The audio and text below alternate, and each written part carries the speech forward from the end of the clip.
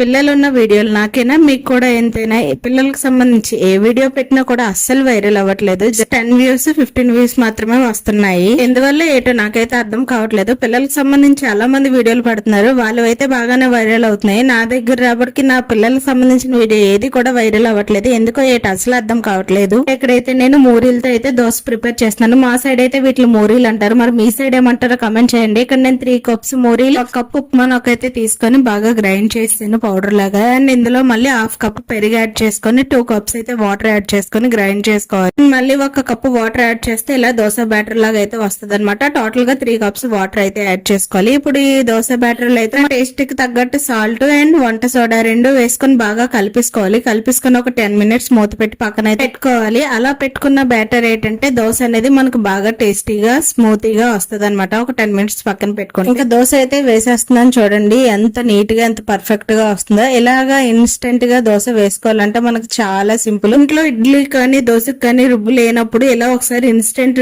దోశ అయితే ట్రై చేయండి. టేస్ట్ అయితే చాలా బాగుంటుంది. ఒకసారి ట్రై చేస్తేనే కదా మనకు కూడా ఏదైతే తెలుస్తుంది. ఇప్పుడు ఈ దోశలో మీకు నచ్చిన చట్నీ కాంబినేషన్ గా తీసుకొని టేస్ట్ చేయండి. ఎంత టేస్టీగా ఉంటదంటే ఒకసారి తింటే మళ్ళీ మళ్ళీ తినాలనుకుంటారు. చూస్తున్నారు కదా, చాలా స్మూతీగా కూడా వస్తుంది. హెల్త్ కూడా చాలా మంచిది అనమాట తింటే. ఇదండి ఈ వీడియో కనుక నచ్చితే లైక్, షేర్ అండ్ సబ్స్క్రైబ్. మరిన్ని వీడియోస్ తో మీ ముందుకు వస్తా.